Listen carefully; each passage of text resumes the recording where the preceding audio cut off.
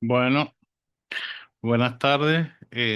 Seguimos con el origen del sujeto en psicoanálisis de Alfredo Einstein. Voy eh, a estar em, subiendo después, em, a la par de que voy terminando con este libro, voy a estar subiendo El grafo del deseo, también de Alfredo Einstein, que es otra introducción al estilo de la primera que subí, pero que tiene unas interpretaciones eh, heidelstenianas, digamos, que lo ubican de manera distinta a la otra introducción. Igual hay en general, como diría el propio Heidelstein, una cierta convergencia en términos generales eh, de los conceptos del psicoanálisis, ¿no? Este, y, y después, a la par de ese libro, de el grafo del deseo, también estaré, va a ser un desafío porque ese no lo he leído, solo he asistido a alguna presentación de ese trabajo por parte de las integrantes de Apola La Plata, La mujer y lo femenino en Lacan, si no me equivoco, ese es el título. Tengo el libro, pero a ver si lo traigo y muestro.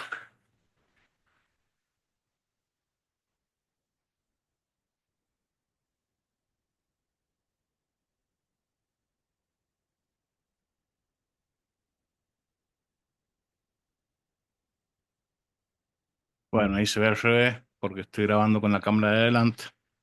Pero es, sí, La mujer y lo femenino, un discurso disruptivo desde el psicoanálisis de Lacan. em, eh, mm, María Paula Castelli, Gabriela Mascheroni, María Inés Arreyet, Rosela Vila Pucineri y Juliana Saratiegui, todas ellas de este, de Apola, de La Plata, ¿no? Así que bueno, va a ser muy desafiante para mí porque como decía, no lo he leído. Este, em, y tengo alguna noticia por las este, conferencias de presentación en algunas jornadas. Eh, Creo que han sido dos las que he visto. Este, y bueno, veremos qué sale. Ojalá pueda eh, ir abordándolo este, de buena manera para que les sea útil a ustedes eh, esta modalidad, ¿no? De leer y comentar, ¿no? Em, Veremos. Bueno, ahora seguimos con el origen del sujeto en psicoanálisis y teníamos una tablita que vamos a compartir pantalla, compartir, y esto es lo que estamos compartiendo. Antes de esa tablita decía, si se vuelven a considerar las instancias que se distinguían al comienzo de este texto respecto del concepto de sujeto de Lacan, se advierte que ellas aportan individualidad, como se visualiza en la siguiente tabla. Em, Individuo, biología, o sea, la instancia individuo es abordada por la disciplina biología, eh, y la condición individual se da en ADN, huellas dactilares, etcétera. La instancia persona, la disciplina que la aborda es la historia y la sociedad, y la condición individual es personaje determinado en tiempo cronológico y lugar geográfico, ¿no? Luego la instancia ciudadano, la disciplina legal y política, y la condición individual, DNI, pasaporte. ¿M? Entonces, continúa em, Edelstein. Se debe desconfiar de la idea de que las diferencias singulares provienen del cuerpo biológico, de la sustancia viva y de sus exclusivas experiencias ocurridas desde el nacimiento.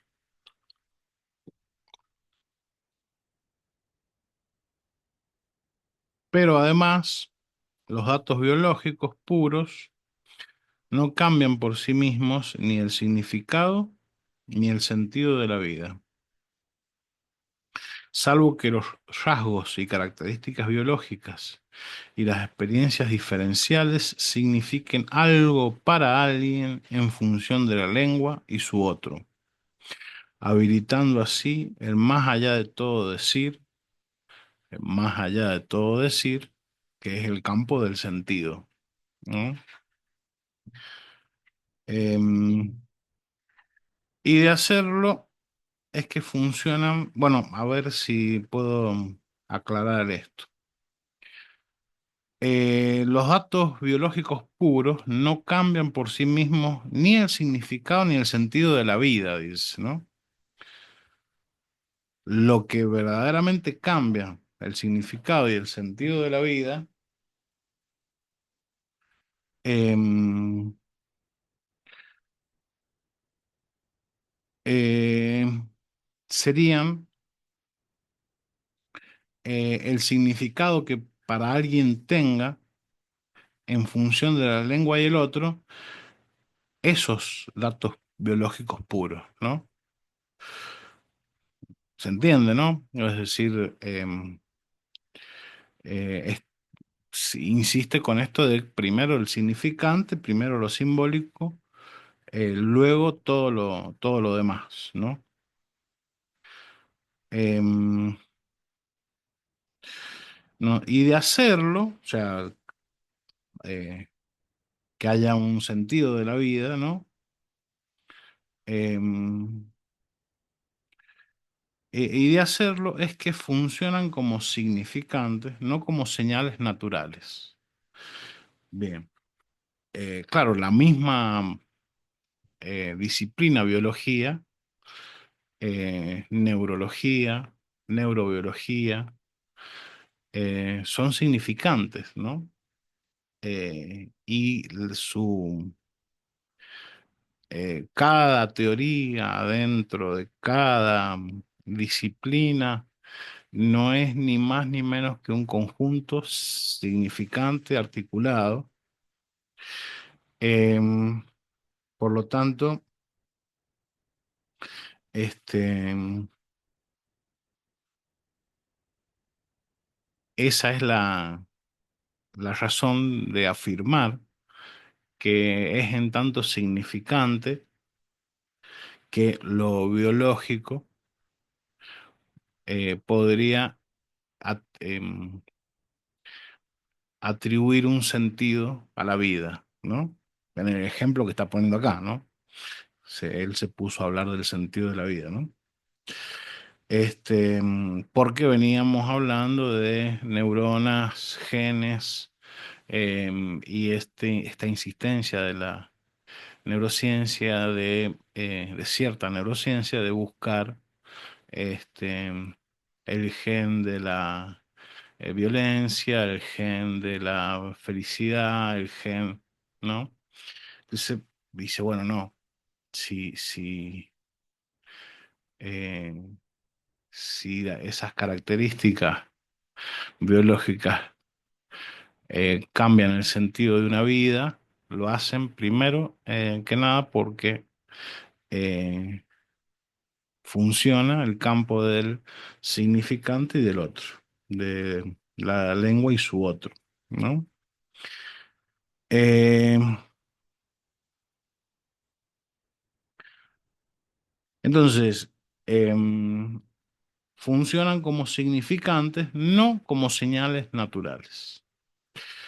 Si, por ejemplo, la estatura o el color de la piel significan o connotan el significado y el sentido de la vida, entonces funcionan como significantes en la cadena del discurso, con los valores que esos elementos tienen y han tenido para otros y el otro, en el contexto significante y en el universo social, cultural, religioso y lingüístico en el que verdaderamente habitamos.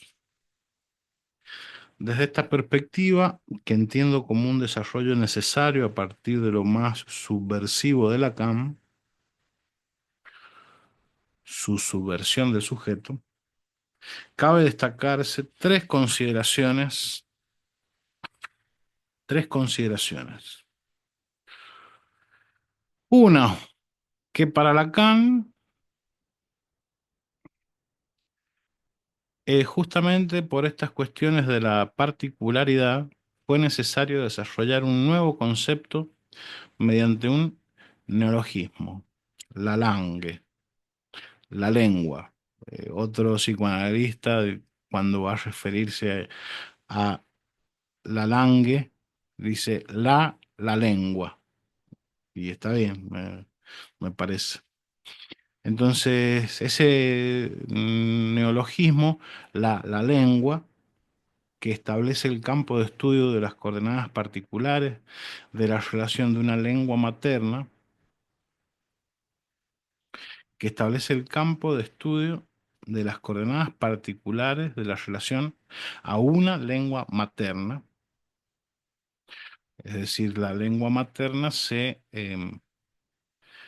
concreta en la lengua, ¿no? Que es eh, la lengua que el sujeto habla, digamos, ¿no?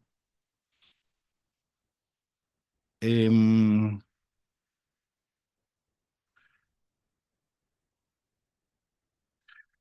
entonces, y bueno, se llama lengua materna porque el primer gran otro es la persona de los primeros cuidados y ha quedado materna este, por em, la historia no tan lejana de que era la madre, este, la que en otro tiempo se encargaba de la crianza de los hijos. Bueno, no pasaba así en la familia de la nobleza, de la baja nobleza, en donde este, la novicia es rebelde es una película de la década del 60, calculo, del 50, del 60. Este, se ve ahí a una familia este, donde tienen una serie de institutrices que se encargan del cuidado de los hijos. Eh, y la madre y el padre son potentados em, que se dedican a la vida de negocios a la vida social, ¿no? Bueno, no importa, pero esto de la lengua materna viene de esa historia no tan lejana, en donde era la madre, em, generalmente biológica, la que se hacía cargo de los hijos, pero hoy, bueno, estamos en otra realidad, eh, y desde el feminismo se han producido muchos cambios, en donde la propuesta es distribuir distribuir las prácticas de cuidado y las prácticas domésticas entre el hombre y la mujer. Bueno, incluso decir hombre y mujer está fuera de contexto hoy en día, pero con todas estas aclaraciones espero que algo se entienda. Por eso la lengua materna, digamos, ¿no? Entonces, vuelvo a leer. Para Lacan, justamente por estas cuestiones de la particularidad, fue necesario desarrollar un nuevo concepto mediante un neologismo, la lengua, que establece el campo de estudio de las coordenadas particulares de la relación a una lengua materna, problemática ausente en las investigaciones lingüísticas. Bien, esto lo está diciendo em, porque se había preguntado antes si el otro y el lenguaje ya están siempre allí cuando eh, adviene el sujeto, porque los sujetos no son todos idénticos, ¿no? Entonces, em, la lengua es el neologismo que va a dar cuenta de las particularidades del sujeto. Bueno, qué bueno que me acordé. Entonces, ese neologismo desarrollado para el estudio de las coordenadas particulares de la relación a una lengua materna.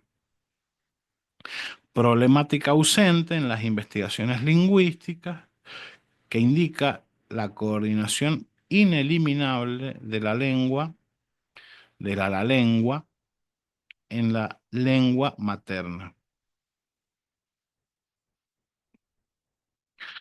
En el sentido, esta última, del valor y significados condensados en los términos de la batería en su red correspondiente, que ni siquiera suele ser de una única lengua natural, dados en la historia familiar y particular de cada caso. Es decir, que ese vínculo incluso se puede pensar en hermanos, hermanos y hermanas, pero siempre hay un vínculo muy particular con la persona de los primeros cuidados que va a provocar en ese sujeto la adquisición de la lengua, ¿no? Que es eh, la lengua materna, la lengua que hablará, que es particularísima y conforma el mundo del sujeto que viene a análisis, por ejemplo, ¿no?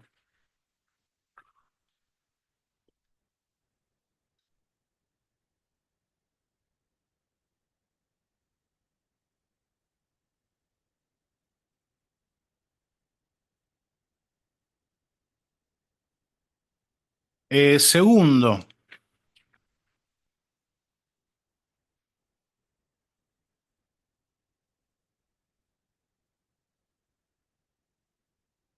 la segunda consideración dice que cada sujeto ocupa el lugar vacío entre dos significantes, los cuales, además de articularse entre sí, se distinguen de todos los otros en el seno de una estructura y participan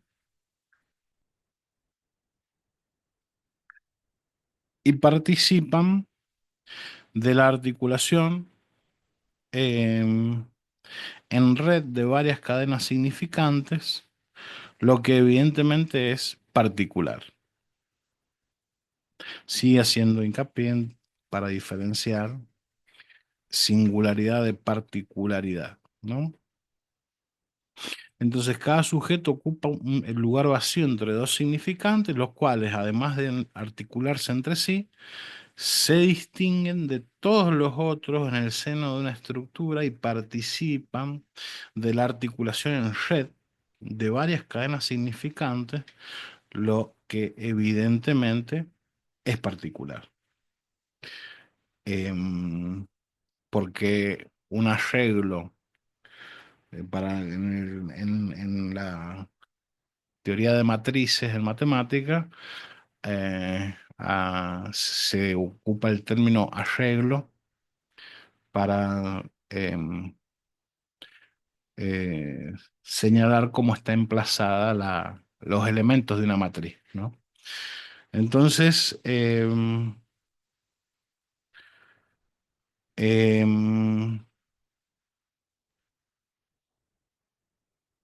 el arreglo em, que va a terminar produciendo la lengua a partir de la lengua materna, ese arreglo es particular y lo especifica acá diciendo, bueno, hay una estructura que nace en esa relación de la persona de los primeros cuidados y el cachorro humano, por decirlo de algún modo, este, y una red de articulaciones significantes em, que por su propia definición es particular. ¿Sí? No es, aunque hablemos de hermanos y aceptemos por este caso que la persona de los primeros cuidados es eh, la madre del primer hermano, del segundo y del tercero, eh, produjo eh, esa relación, produjo eh, sujetos particulares.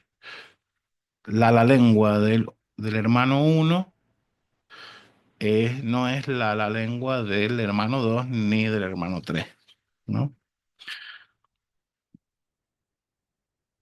Y esto es impresionante, por ejemplo, en el caso de mellizos o de gemelos, más aún, ¿no? En donde eh, al conocerlos, yo he tenido la experiencia de convivir muchos años con, eh, sí, al menos un par unos gemelos y unos mellizos. Y uno, a medida que los vas conociendo, empieza, uno lo puede ver venir caminando a 1 kilómetro y ya lo distingue quién es quién, porque son diferentes. Digo, para hacer hincapié en esto de la particularidad, ¿no? El sujeto ocupa también un lugar particular en la cadena o trenza del discurso que articula el entramado histórico de las relaciones significantes, como las instituciones familiares, entre los miembros de al menos 3 generaciones en lo que está incorporado, por ejemplo, como nieto, hijo, hermano, padre, hijo adoptivo, etcétera, que asigna a cada hablancer un lugar particular en el seno de una abigarrada estructura. Entonces el sujeto ocupa también un lugar particular en la cadena o trenza del discurso que articula el entramado histórico de las relaciones significantes entre los miembros de al menos 3 generaciones, en lo que está incorporado, por ejemplo, como nieto, hijo, hermano, padre, hijo adoptivo, que asigna a cada Blancer un lugar particular en el seno de una abigallada estructura. Claro, esa también, ¿no? El lugar que ocupa cada persona en la familia, em, pero vale para todas las instituciones. Aquí en este caso está hablando de instituciones familiares. No el lugar que ocupa porque lo decidió, sino el lugar que le ha tocado, que esa es Ese es el desafío, ¿no? De trabajar con la idea de que eh, es el otro finalmente quien nos asigna el lugar dentro de la estructura, ¿no? A cada articulación particular de estos lugares entre los significantes y las cadenas o trenzas del discurso, Lacan la denomina sujeto. A cada articulación particular de estos lugares entre los significantes y las cadenas o trenzas de discursos, Lacan la denomina sujeto. Propongo designarlo sujeto intervalar. Claro, porque está entre los significantes. En el intervalo de significantes. En el intervalo entre significantes. No se afirma que la estructura de estos lugares entre el sujeto intervalar esté ya definitivamente jugado como al modo de un destino o un futuro inevitables, ya que se le aplica la lógica de un tiempo circular. No obstante, sí se caracteriza por poseer amplias determinaciones y potencias causales, en cuyos orígenes se excluye el cerebro, los genes y las hormonas, que sólo dejan lugar a actos nuevos, ellos mismos significantes, en función de los términos que ya operan en el sentido de la estructura y con específicos valores aportados por los otros y el otro. Por tal motivo, esta concepción rechaza también la idea de libertad, importantísimo, tanto que estamos teniendo hoy en día, viva la libertad carajo, ¿no? A la par de eh, los vamos a perseguir zurdos hijos de puta, este, y viva la libertad carajo, em, solo existe hombre y mujer, no hay más políticas de género, ni estudios de género, viva la libertad carajo. Es grave, ¿no? Todavía uno se puede reír. Veremos hasta dónde llegamos.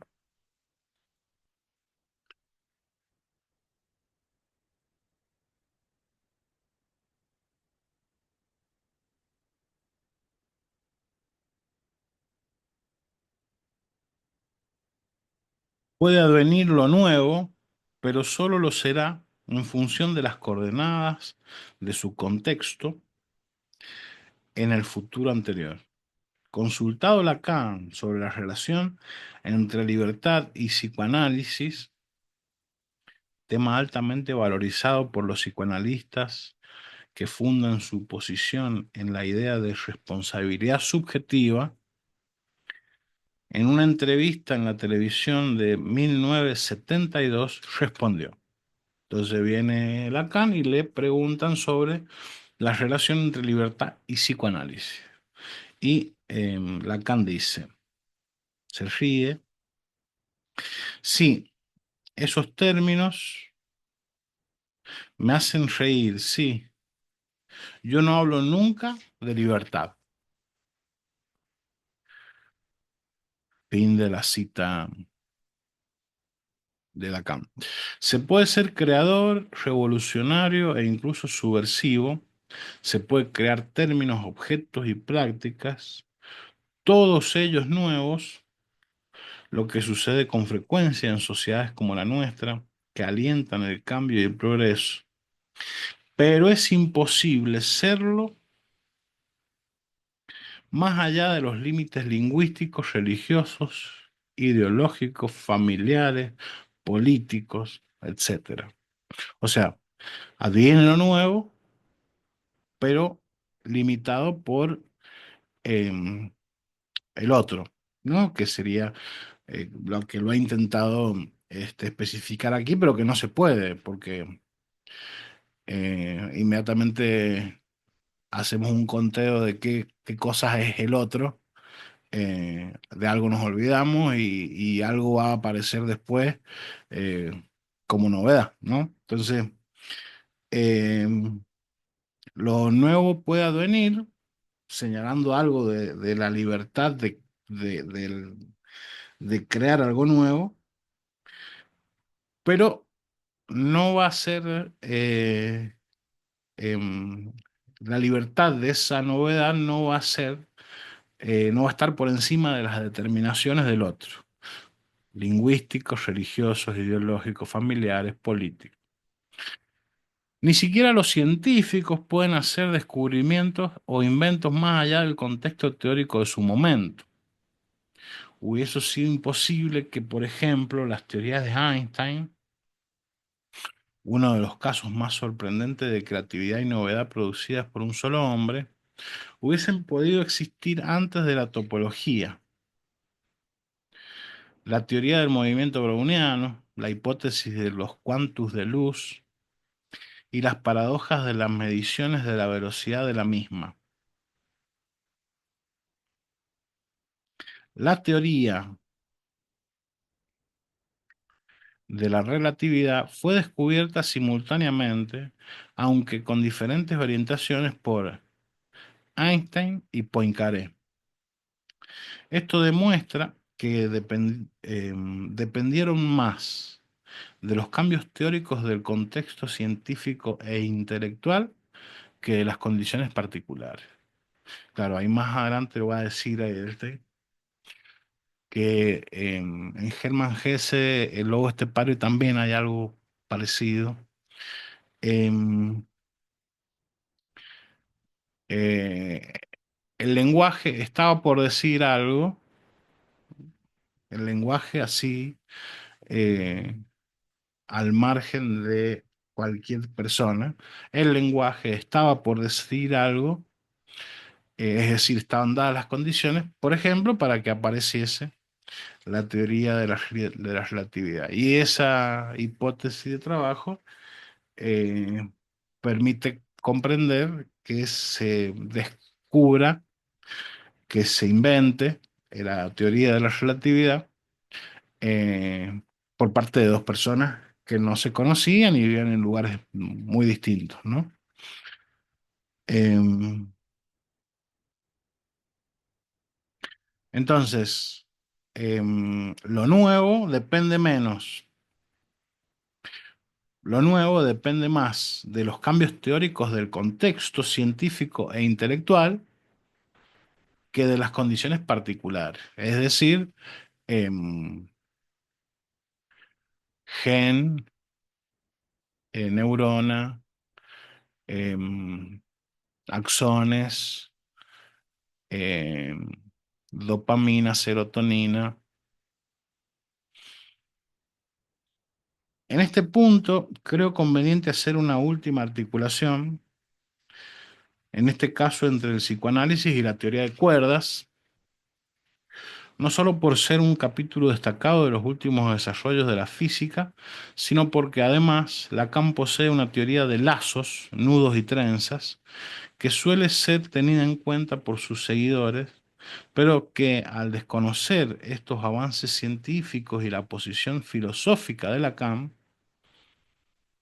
su rechazo de la ontología y su propuesta epistemológica de las ciencias conjeturales que incluyen el psicoanálisis. Ah, mirá, o sea, lo de las ciencias conjeturales es una propuesta de Lacan, o sea, denominarlas así. Psicoanálisis y matemática, por ejemplo, son ciencias conjeturales para Lacan,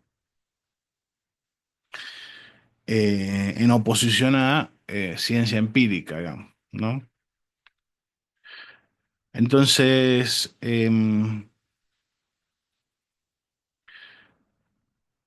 Chan Chan Chan, no solo por ser un capítulo destacado de los últimos desarrollos de la física, sino porque, bueno, estaba haciendo un parangón entre la teoría de cuerdas y el psicoanálisis, em, y caen necesariamente por la ideología materialista y sustancialista imperante en una versión que se debe impugnar, y que consiste en considerar la propuesta de Lacan como referida a las cuerdas de nylon o eslabones de metal cuando él se afirma en la función del agujero. La teoría de cuerdas se basa en la física cuántica, para la cual, en una perspectiva, la materia no está compuesta por partículas consideradas corpúsculos, sino por ondas. Una onda, una función de onda, una función matemática, es decir, verdaderamente un cuerpo sin masa, pero igualmente objeto de la física, consiste en crestas y valles y es en sí misma un objeto tramitado matemáticamente. Para la teoría de cuerdas es el único objeto elemental, la onda, ¿no? He aquí una cita más de Bojo-Wald. También resulta peculiar la interacción entre distintos objetos descritos por funciones de onda.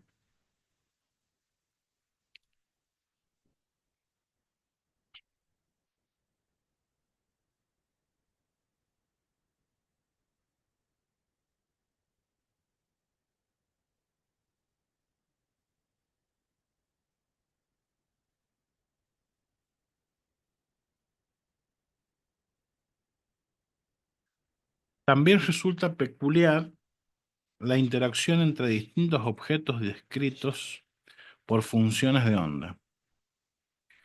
Mientras las partículas clásicas pueden situarse como bolas de billar en distintos lugares y se les puede hacer chocar a distintas velocidades, en cambio una sola función de onda puede ocupar todo el espacio. La sola presencia de la primera función de onda en algún lugar del universo ejerce cierta influencia en cualquier otra función de onda.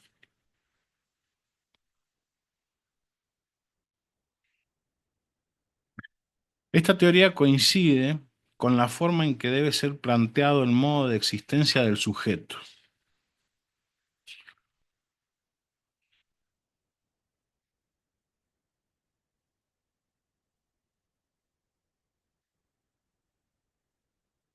No como un objeto sustancial individual, epifenómeno del cuerpo biológico,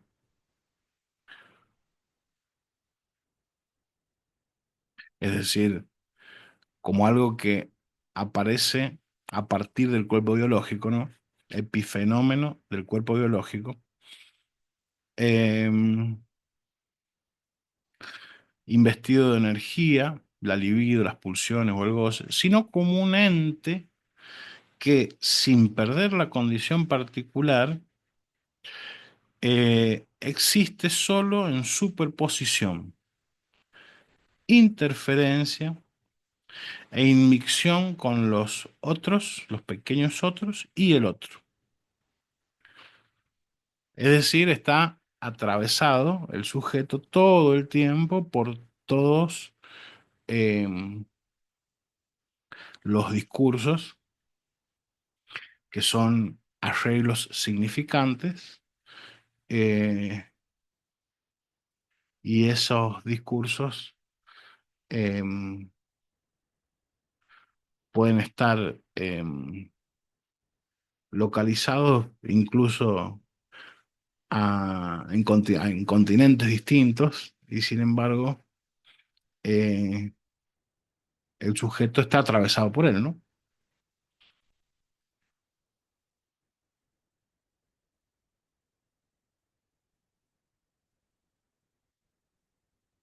Para comprenderlo y aceptarlo, se debe dejar caer el antiguo modelo newtoniano, reconociendo no solo el actual modelo científico, sino un nuevo punto de vista filosófico, una flamante imagen de la realidad, donde no se trata de individuos tridimensionales, sino de entes incorpóreos entrelazados mutuamente, que sería eh, la dimensión del sujeto y del otro, ¿no? Em, Reichenbach lo plantea de la siguiente forma. Es decir, em, parece, quiero aclarar algo acá porque parece muy descabellado pensarlo de esta manera. Em, Porque dice, no se trata de individuos tridimensionales, sino de entes incorpóreos entrelazados mutuamente. En lo concerniente al consultorio del analista, le agregaría yo, ¿no? Em, es allí donde aparece el sujeto y es allí donde se trabaja con entes incorpóreos entrelazados mutuamente, en inmixción de otredad, ¿no? Em, la duda que me queda siempre, que ya lo dije antes, es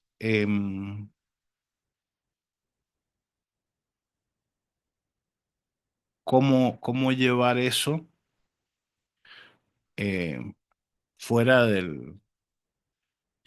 fuera del consultorio, porque es necesario llevarlo para que lo que se produce en análisis, eh, las interpretaciones que em, pueden mejorar algunos síntomas,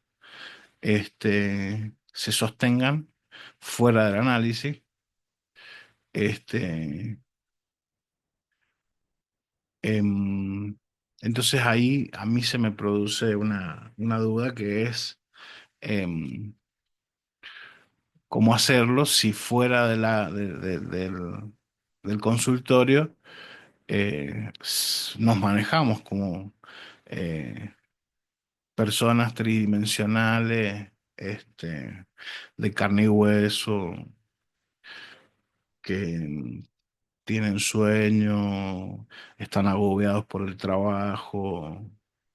Este, Bien, esa cuestión estaba, yo la tengo pendiente de pensarla, ¿no? Reichenbach lo plantea de la siguiente forma: y los no observables de las dimensiones atómicas, los elementos subatómicos, el electrón, el neutrón, el protón, el núcleo, todo eso, ¿no?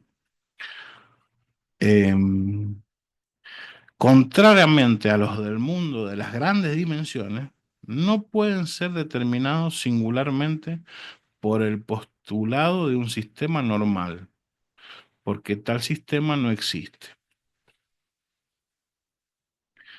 Bien, em, ha- hago un punto ahí, porque después justo me va a quedar, creo que lo voy a lograr en la próxima vez que grabe, grabar hasta em, un capítulo que viene, que hable otra idea, ¿no? Em,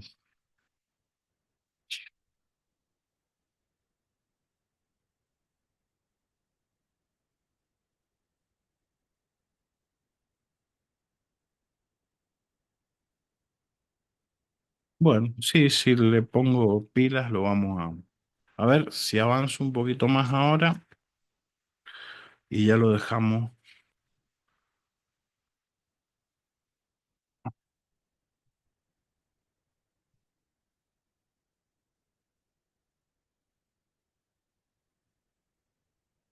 No, lo voy a dejar acá.